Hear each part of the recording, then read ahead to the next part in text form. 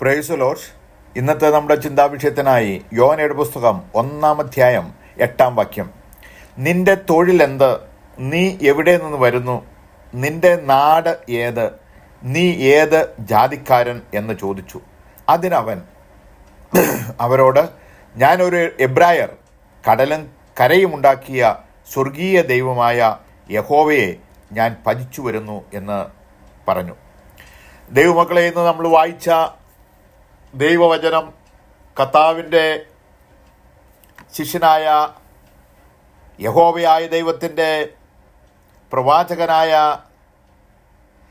യഹോവയായ ദൈവത്തിൻ്റെ വയലിൽ അധ്വാനിച്ച യോനയോട്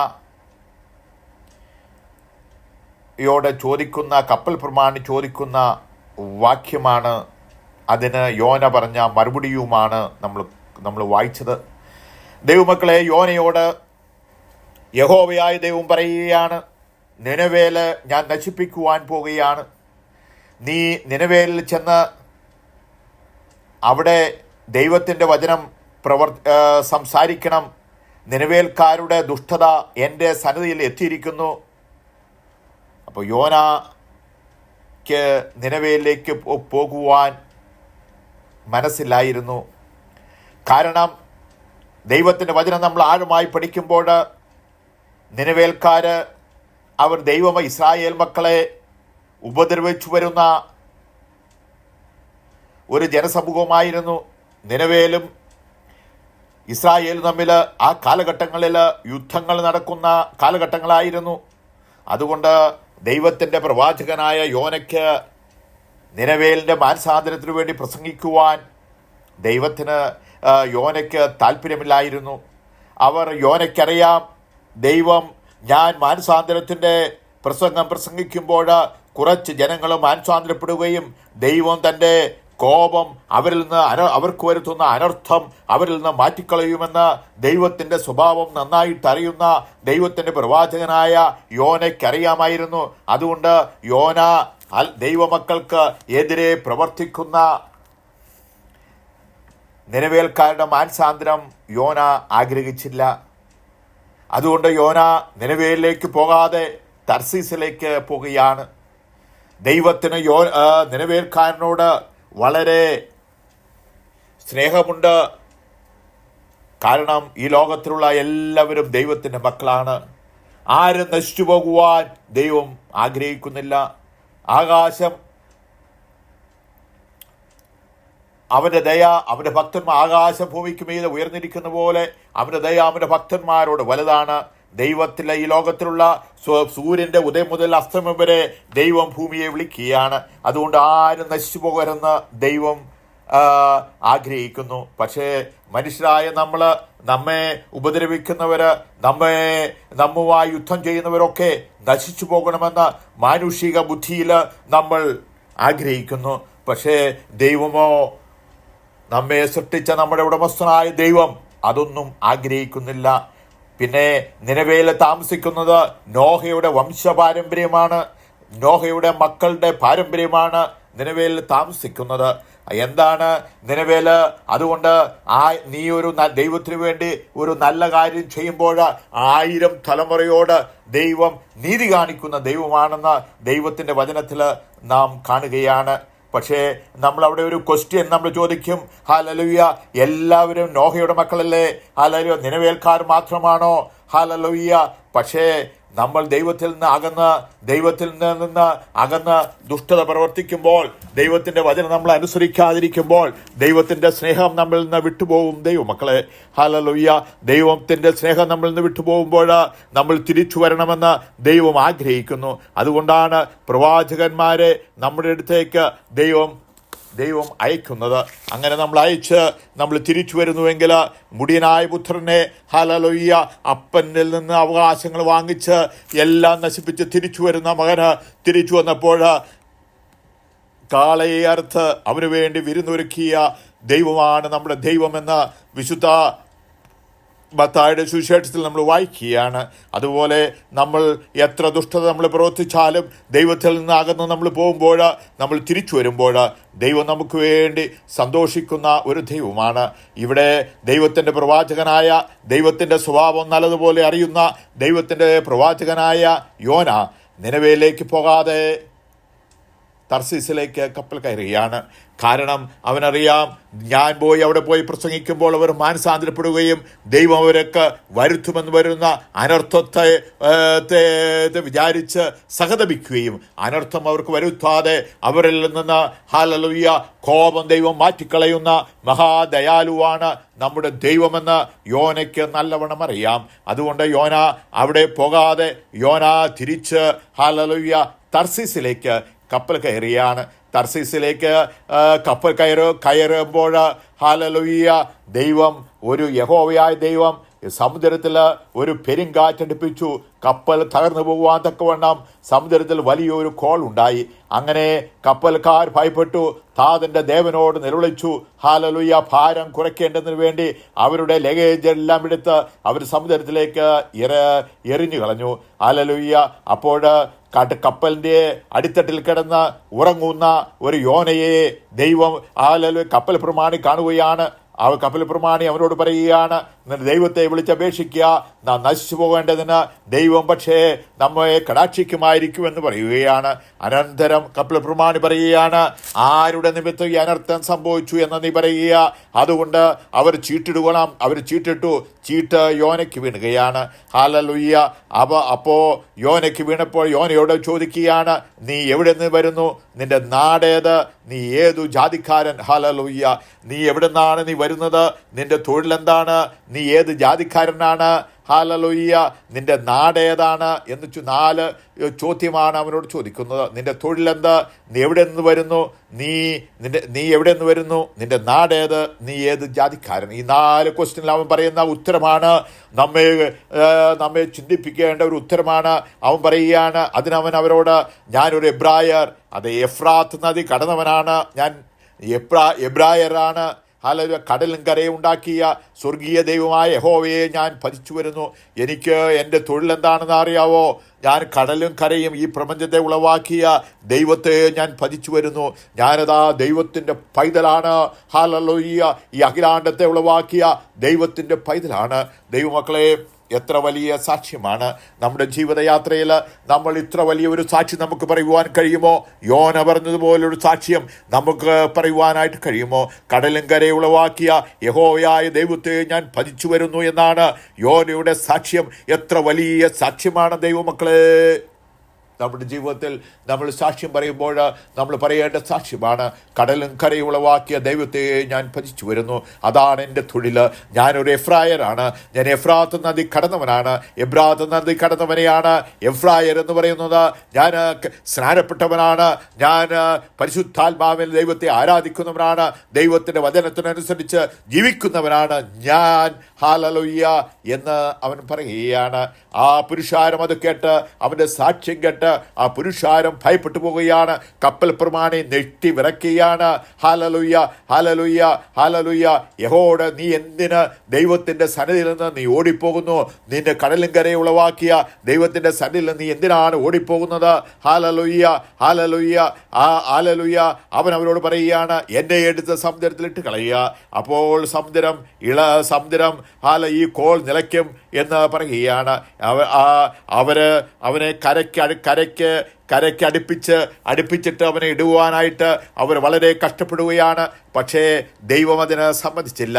അപ്പോൾ അവനെ എടുത്ത് അവൻ കടലിലേക്ക് ഇടുകയാണ്.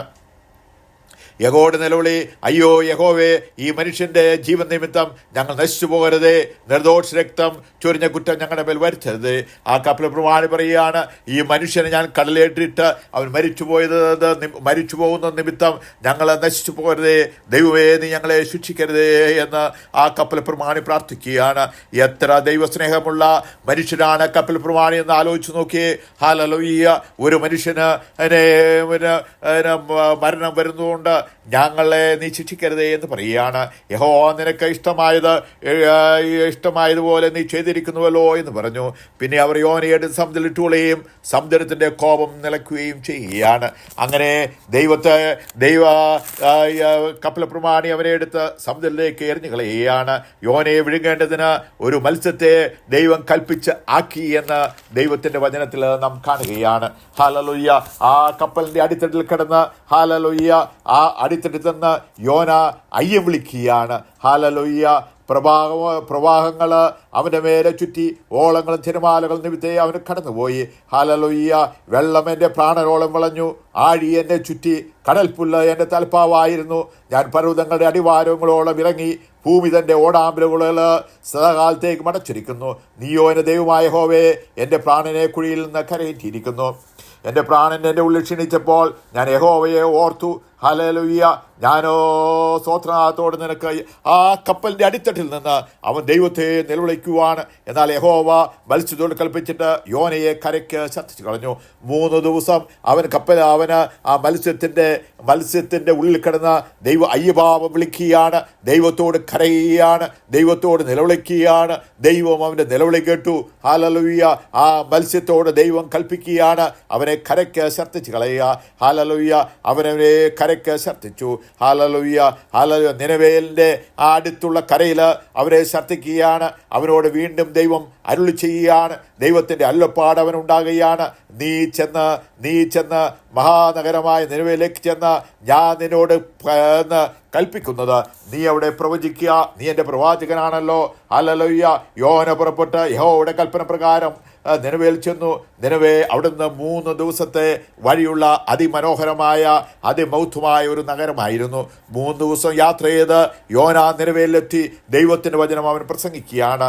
യോന നഗരത്തിലേക്ക് ആദ്യ ഒരു ദിവസം വഴിയെന്ന് ഈ 40 ദിവസം കഴിഞ്ഞാൽ 40 ദിവസം കഴിഞ്ഞ് നിനവേല ഉന്മൂലമാക്കും. അതുകൊണ്ട് നിങ്ങൾ മാനസാന്തരപ്പെട്ട് തിരിഞ്ഞു വരണമെന്ന മാനസാന്തരത്തിൻ്റെ പ്രസംഗം കേൾക്കുകയാണ്.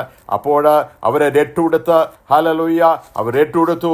വലിയവരും ചെറിയവരും ഹല്ലേലൂയ മൃഗങ്ങളും ഹല്ലേലൂയ മനുഷ്യനോ മൃഗമോ കന്നുകാലിയോ ഒന്നും കുടിക്കരുത്, ഒരു ഭക്ഷണവും ആസ്വദിക്കരുത്. ഹല്ലേലൂയ. അങ്ങനെ രാജാവ് മുതൽ രട്ടുകൊടുത്ത് ചാരത്തിലിരുന്ന് ദൈവത്തോട് പ്രാർത്ഥിച്ചു. അവരോ മനുഷ്യരും രട്ടുകൊടുത്ത് പുതച്ച് ദൈവത്തോട് നിലവിളിച്ചു. ഹല്ലേലൂയ. താതിന് ദുർമാർഗങ്ങളെ തിരിഞ്ഞ് വന്ന് എന്ന് ദൈവം കണ്ടപ്പോൾ അവർക്ക് വരുത്തുമെന്ന് അരുളി ചെയ്ത അനർത്ഥത്തെക്കുറിച്ച് ദൈവം അനുതപിച്ചു. അത് അവർക്ക് വരുത്തിയതുമില്ല. ദൈവമക്കളെ, നിലവേൽക്കാർക്ക് ദൈവം ആ അനർത്ഥങ്ങൾ വരുത്തിയില്ല. 40 ദിവസം കഴിഞ്ഞ് നശിക്കുമെന്ന് പറഞ്ഞപ്പോൾ ആ അനർത്ഥം അവർക്ക് വരുത്താതെ അവരെ ദൈവം രക്ഷിക്കുന്നതായിട്ട് ദൈവത്തിൻ്റെ വചനത്തിൽ നമ്മൾ കാണുകയാണ്. ഹല്ലേലൂയ. ഹല്ലേലൂയ. ദൈവം ഹല്ലേലൂയ. ഹല്ലേലൂയ. ഇത് ആർക്ക് അനിഷ്ടമായി? ഇത് യോനയ്ക്ക് അനിഷ്ടമായി. ഹല്ലേലൂയ. ഞാൻ യഹോവയോട് പ്രാർത്ഥിച്ചു, യഹോവേ, ഞാൻ എൻ്റെ ദേശത്തായിരുന്നപ്പോൾ ഞാൻ വാക്ക് ഇത് തന്നെയല്ലയോ, അതുകൊണ്ടായിരുന്നു ഞാൻ തർസയിലേക്ക് ബന്ധപ്പെട്ട് ഓടിപ്പോയത്. അവിടെ യോന പറയുകയാണ്, നീ കൃപാലുവായ ദൈവമാണ്, നീ മനുഷ്യൻ തിരിച്ചു വരുമ്പോൾ ഹല്ലേലൂയ അവർക്ക് വരുത്തുമെന്ന് പറഞ്ഞ അനർത്ഥം അവർക്ക് വരുത്താത്ത ദൈവമാണ്. അതുകൊണ്ടാണ് ഞാൻ നിനവേലിലേക്ക് പോകാതെ തർസീസിലേക്ക് ഞാൻ ഓടിപ്പോയത് എന്ന് ദൈവം പറയുകയാണ്. നീ കൃപയും കരുണയും ദീർഘക്ഷമയും മഹാദയമുള്ള ദൈവം അനർത്ഥത്തെക്കുറിച്ച് അനുദപിക്കുന്നവനെന്ന് ഞാൻ അറിഞ്ഞു. ഹല്ലേലൂയ. അപ്പോൾ ദൈവം യോനയെ ഒരു പാഠം പഠിപ്പിക്കുകയാണ്. ദൈവം യോനയോട് പറയുകയാണ്, ഹല്ലേലൂയ, യോനയോട് പറയാ, നീ കോപിക്കുന്ന വിഹിതമോ എന്ന് യഹോവ ചോദിച്ചു. അനന്തരം യോനയ്ക്ക് ഒരു തണലായി ഒരു ആവണക്ക് ദൈവം കൽപ്പിച്ച് ആക്കുകയാണ്. ഹല്ലേലൂയ. പക്ഷേ അതവൻ്റെ മീലെ വളർന്നു പൊങ്ങി. യോന ആവണക്ക് നിമിത്തം അത്യന്തം സന്തോഷിച്ചു. പിന്നാലെ പുലർന്നപ്പോൾ ഒരു പുഴുവിനെ കൽപ്പിച്ചു. അത് കുത്തിക്കളയുവാൻ അത് വാടിപ്പോയി. സൂര്യൻ ഉദിച്ചപ്പോൾ അത്യുഷ്ണമായ കിഴക്കൻ കാറ്റ് കൽപ്പിച്ചു വരുത്തി. വെയില് യോനയുടെ തലയിൽ കൊള്ളുവാൻ ക്ഷീണിച്ച് മരിച്ചാൽ കൊള്ളാമെന്ന് ഇച്ഛിച്ചു. ഹല്ലേലൂയ. ദൈവം യോനയോട്, നീ ആവണക്ക് നിമിത്തം കോപിക്കുന്ന വിഹിതമോ നീ ചോദിച്ചതിന് ഞാൻ ഭരണവരനെ കോപിക്കുന്ന വിഹിതം തന്നെ എന്ന് പറഞ്ഞു. ഈ ആവണക്ക് നിമിത്തം നീ കോപിക്കുന്ന വിഹിതമോ എന്ന് ദൈവം അവനോട് ചോദിക്കുകയാണ്. അതിന് യഹോവ, നീ അധ്വാനിക്കുകയോ വളർത്തുകയോ ചെയ്യാത്ത ഒരു രാത്രിയിൽ ഉണ്ടായി വരികയും ഒരു രാത്രിയിൽ നശിച്ചു പോവുകയും ചെയ്തിരിക്കുന്ന ആവണക്കനെ കുറിച്ച് നീ അയ്യഭാവം തോന്നുന്നുവോ? നമ്മൾ അധ്വാനിക്കാത്ത, നമ്മൾ പ്രയത്നിക്കാത്ത ഒരു ആവണക്ക് നമുക്ക് തണലായിരുന്നെങ്കിൽ ആ ആവണക്ക് നശിച്ചു പോകുമ്പോൾ നീ കോപിക്കുന്ന എന്ത്? എന്നാൽ വലങ്കയും ഇടങ്കയും തമ്മിൽ തിരിച്ചറിയാത്ത 1,20,000 ചില്ലാനം മനുഷ്യരും അനേകം മൃഗങ്ങളുള്ള ഈ നഗരം, ഹല്ലേലൂയ, വലങ്കയും ദൈവം പറയുകയാണ്. ദൈവം നമ്മളെ പറ്റിയുള്ള ദൈവത്തിന്റെ ചിന്താഗതി നോക്കി വലങ്കയും ഇടങ്കയും തമ്മിൽ തിരിച്ചറിയാത്ത 1,20,000 പരം ജനങ്ങളുള്ള ഈ നഗരം, അത് മാത്രമല്ല മൃഗങ്ങളുള്ള നഗരം, ഈ നഗരം നശിപ്പിക്കുന്നതിന് ഹല്ലേലൂയ, ഹല്ലേലൂയ, നീ ഇതൊന്നും അധ്വാനിച്ചിട്ടില്ലല്ലോ യോനേ. ഞാനാണ് ഈ 1,20,000 ജനങ്ങളെ സൃഷ്ടിച്ചത്, ഈ മൃഗങ്ങളെ സൃഷ്ടിച്ചത്, ഈ മനുഷ്യരെ സൃഷ്ടിച്ചത്.